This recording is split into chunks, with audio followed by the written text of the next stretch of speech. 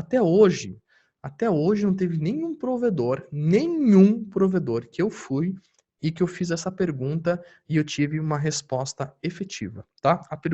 As perguntas, tá? Primeira pergunta é: qual o tamanho da sua rede?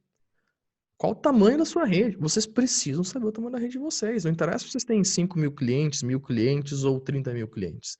Tem um provedor que eu cheguei uma vez e fiz essa pergunta, falei assim, cara, qual que é o tamanho da tua rede? Ele tinha 30.000 clientes. Ele falou assim, cara, eu estimo que é umas 40, 50.000 portas.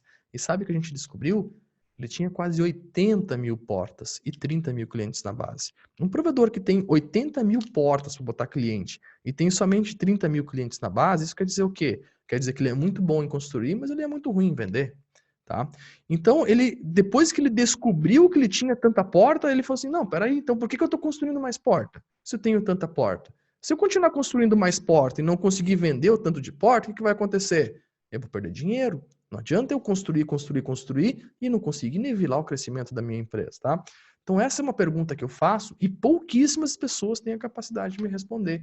Pouquíssimas, é raro. Tá? Se eu perguntar assim, quantas portas você ativa por mês?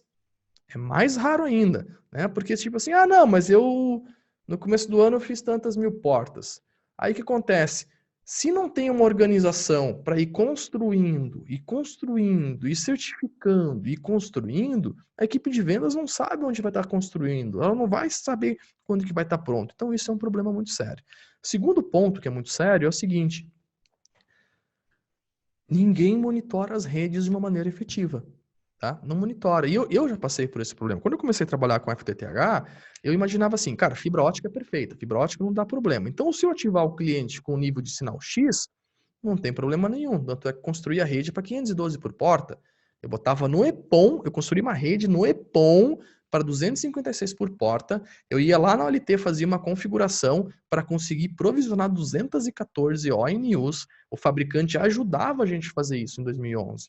Tá? A ISP Shopping mostrou para a gente como que a gente configurava a OLT para fazer a OLT receber 200 assinantes.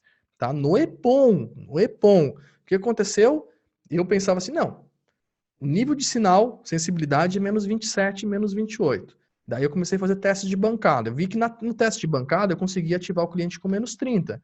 Então eu falava assim, cara, se eu ativar o cliente com menos 29, menos 30, fibra ótica não dá problema nenhum.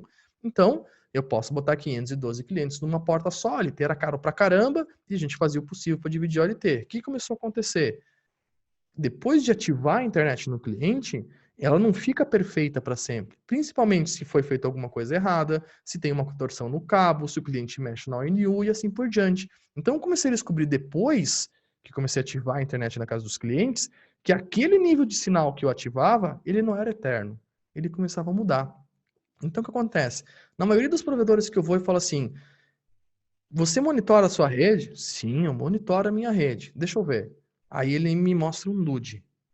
E aí no DUD tem o quê? Tem a OLT, tem o switch, tem o roteador, tá? E primeiro, monitora up e down, né? Não monitora a qualidade, não monitora jitter, não monitora perda de pacote, não monitora erros de interface, só monitora up e down. E aí eu falo o seguinte, tá, e os teus clientes? Ah, não, os meus clientes eu ativo todos eles com menos 19. Eu ativo com eles todos com menos 24. Eu ativo todos eles com menos 25. E eu falo, e depois de ativar com menos 19, com menos 20, com menos 25, você monitora isso? Cara, é muito difícil ter alguém que fala que sim. E quando alguém fala que sim, eu pergunto, o que que você faz com esses dados? Se monitora, beleza, o que você faz com esses dados? Você abre chamado quando o nível de sinal fica ruim? Entende? Então, o que acontece? Eu já fiz vários casos de em provedor falar assim, como é que tá a tua rede? Não, minha rede está top, eu ativo todos os clientes com menos 19. Tá, então deixa eu ver os níveis de sinal. Aí de 1.000 clientes que foi ativado com menos 19, depois de um ano tem lá 80 clientes com sinal com pior que menos 28, pior que menos 27, vai ter lá 200, 300 clientes com sinal fora do padrão e vai ter lá 50, 60% da rede dentro do padrão. Tá? Geralmente é isso que acontece. Então, por que eu quis trazer esse conceito da infraestrutura?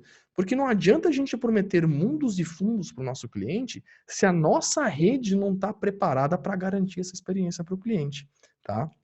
Então, o que nós temos que fazer? Nós temos que além de construir a rede, definir um padrão para essa rede, nós temos que monitorar essa rede para ver se ela vai se estabelecer dentro desse padrão. Por quê? A única rede que nós temos mais de 90% de controle é da ONU do cliente até a central do provedor. Então, essa rede ela tem que ser impecável, não pode acontecer absolutamente nada com ela. Dentro da casa do cliente, eu tenho como controlar um pouco, eu tenho um pouco de controle do roteador Wi-Fi até o celular do cliente, mas não é um controle absurdo. E do meu roteador de borda para fora, eu também tenho controle, também posso melhorar a internet, também posso diminuir os saltos até os servidores, mas eu não tenho um controle total. Então, qual que é a única rede que eu tenho controle? A minha. Então, por que a gente constrói rede? Para ter controle da rede, para ter uma rede melhor que o concorrente tem, tá? Então, a infraestrutura é um dos principais pilares, tá? E aí nós temos que entender o seguinte, beleza, eu quero oferecer uma experiência diferente para o meu cliente, primeiro a minha infraestrutura central tem que estar top, tem que estar redonda, eu tenho que monitorar nível de sinal, definir que toda a minha instalação vai ser 19, tá? Não, eu não estou falando que a de vocês tem que ser menos 19, isso é um padrão que vocês têm que desenvolver, tá? Vocês vão lá e definiram que toda a rede tem que ser menos 19. Então, tem que monitorar o menos 19 e quando que tiver cliente que foge do padrão menos 19, tem que abrir um chamado preventivo para ir lá naquele cliente. E esse chamado preventivo tem que ter um SLA para resolver o problema desse cliente. Tá? Antes do cliente reclame. É assim que a gente se diferencia da concorrência. É fazendo o que os outros não fazem. Tá? E aí a gente tem que começar a pensar, como é que eu vou para dentro da casa do cliente? Como é que eu começo a monitorar a rede interna do cliente? Vou dar uma solução de Wi-Fi? Como é que eu faço para ter acesso a essa rede interna na casa do cliente, tá?